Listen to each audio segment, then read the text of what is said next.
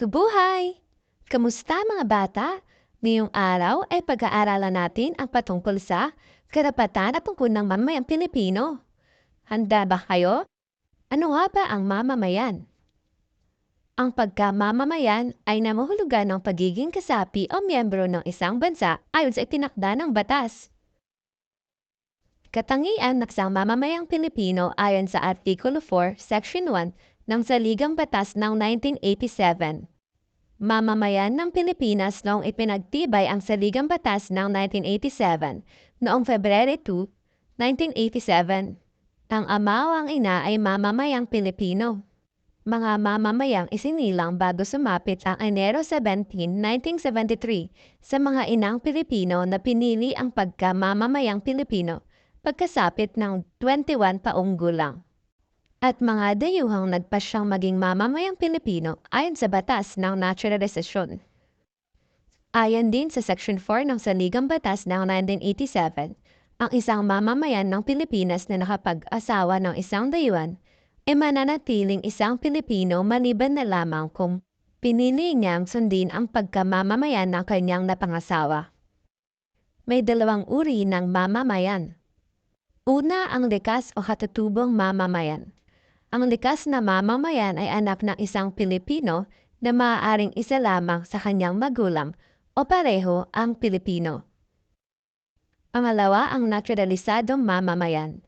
Ang naturalisadong Pilipino ay ang mga dating dayuhan na naging mamamayang Pilipino dahil sa proseso ng naturalisasyon. Ang naturalisasyon ay isang legal na paraan kung saan ang isang dayuhan na nais maging mamamayan ng isang bansa ay isa sa ilalim sa isang proseso sa korte o hukuman.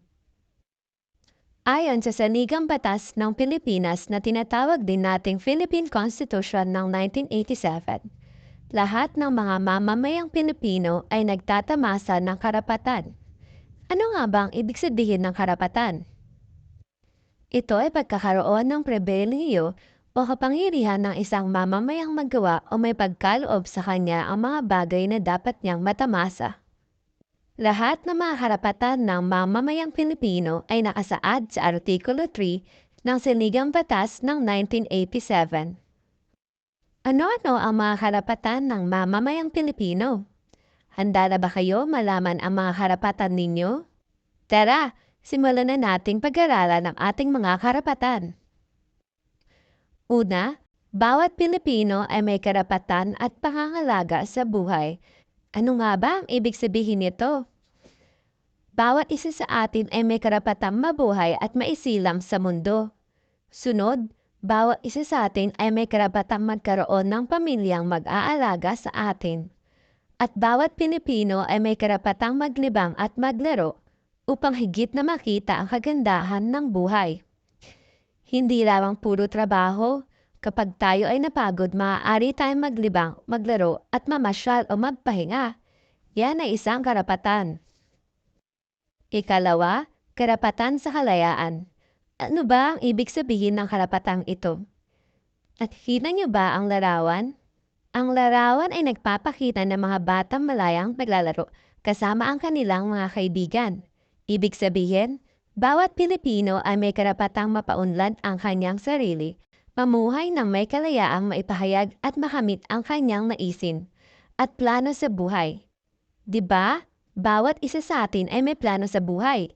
Mga bagay na nais nating makamit. Yan ay maaari nating makamit basta tayo ay mag-aral ng mabuti. Ang pangalawang larawan ay nagpapakita ng pagkawala sa kanyang pagkahatali. Ganito ang nangyari sa mga Pilipino bago pa man tayo magkaroon ng kalayaan. Pero ngayon, bawat Pilipino ay may karapatang magkaroon ng kapanatagan sa kanyang sarili, pamumuhay, papeles at mga bagay-bagay laban sa hindi makatwirang paghahalugog at pagsamsam sa anumang ari-arian.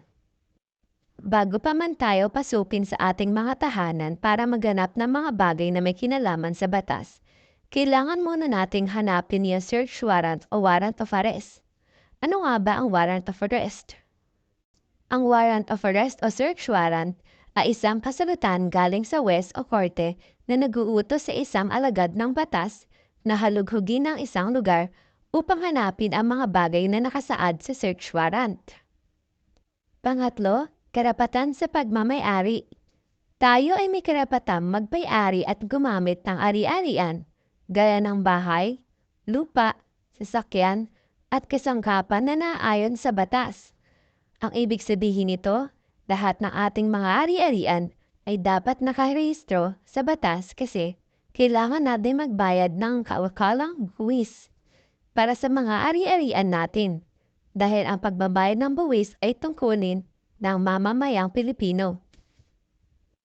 Ang sunod, karapatan sa edukasyon. Lahat ng mamamayan ay may karapatang makamit ang edukasyon. Ibig sabihin, ang Estado ay dapat magtatag ng isang sistema para sa libreng pangbayang edukasyon sa elementarya at high school. Mahirap ka man o mayaman, karapatan mo magkaroon ng edukasyon. Karapatan ng bawat isa na magkaroon ng panimulang edukasyon o tinatawag nating basic education. Kahit tayo ay mahirap o mayaman, maaari tayong mag-aral sa mga pampublikong paaralan dahil ito ay libre. Sunod ang kalayaan sa pananampalataya. Ito ay larawan ng pamilyang Katoliko at ito naman ay larawan ng pamilyang Muslim. Ang ibig sabihin nito ay karapatan ng bawat mamamayan na sumamba sa Diyos at tumanggap ng mga paniniwalang panreliyon. Noong panahon ng Espanyol, wala tayong kalayaan sa pananampalataya dahil ang mga Espanyol ang nagpakilala ng relihiyong Kristyanismo at bawal sumamba sa ibang relihiyon. Pero pagdating ng mga Amerikano, binigyan tayo ng kalayaan sa pananampalataya. Ibig sabihin, malaya na tayong makapili ng relihiyon na gusto nating sundin. Kaya ngayon, mayroon tayong iba't ibang relihiyon dito sa Pilipinas. Karapatan at kalayaan sa pananalita o pamamahayag. Ang ibig sabihin nito na ang bawat Pilipino ay may karapatang ipahayag ang mga saloobin at damdamin sa pamamagitan ng malayang pagsasalita at pamamahayag. Pero, itong kalayaan at karapatan na ito ay hindi dapat abusuhin. Gamitin natin ito sa tamang paraan at isaalang-alang natin na wala tayong masaktan na ibang kapwa. Kasama rin sa karapatang ito ang paggamit ng mga babasahin katulad ng magazine, aklat, libro, at radyo, at iba pang anyo ng social media. Pero dapat nating tandaan na bago tayo mag-post, isipin muna natin kung ito ay nakakasakit sa damdamin ng ating kapwa. Karapatan sa malayang pagdulong sa mga hukuman. Lahat ng mga tao ay may karapatang dumulog sa hukuman, siya man ay nasasakdal o hindi. Maging ano pa man ang kanyang kalagayan sa lipunan, walang pwedeng ikulong nang hindi dumaan sa tamang proseso ng pagdilitis, mahirap ka man o mayaman. Lahat ng nabanggit ay ang mga karapatan ng bawat Pilipino. Kung ang mga Pilipino ay may karapatan, tayo rin ay may mga tungkulin. Ano ang tungkulin? Ang tungkulin ay ang mga gampanin o responsibilidad na dapat isigawa o magampanan bilang mamamayang Pilipino. Pagmamahal sa bayan. Gaya ng nakasaad sa Panatang Makabayan, nararapat lamang na mahalin ng bawat mamamayang Pilipino ang bansa. Tungkulin ng bawat isa na maging tapat sa bayan at pangalagaan ang kapahanan nito. May papamalas ang pagmamahal sa bayan sa pamamagitan ng pagmamalaki at pagtangkilik sa kultura ng bansa, pagtangkilik sa mga produktong yari dito at pag-alam sa kasaysayan ng bansa. Tungkulin ng bawat Pilipino ang paggalang sa watawat. At bilang paggalang sa watawat, tumayo ng tuwid at tumingin sa watawat habang inaawit ang lupang hinirang. Dapat ding tama ang pagkakatiklop nito. Mahalaga ring malaman ang kasaysayan ng watawat at kahulugan ng disenyo nito. Gayon din ang pagsunod sa mga alintuntunin sa tamang paggamit nito. Tungkulin din ng mga mamamayang Pilipino na makipagtulungan sa mga programa at proyekto ng pamahalaan upang makamit ang pag-unlad.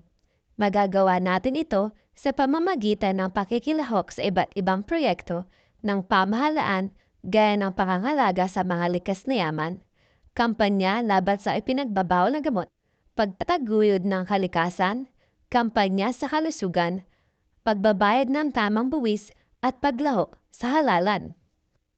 Ilan pa sa mga tungkuling dapat gampanan ng bawat Pilipino: pagtatanggol sa bansa, pagsunod sa batas at paggalang sa may pangyarihan, paggalang sa karapatan ng iba, at pagpapatala at pagboto sa araw ng eleksyon. Hanggang dito na lang. Paalam mga bata. Sana natutuhan ninyo ang inyong karapatan at tungkulin bilang mamamayang Pilipino. Hanggang sa muli. Paalam!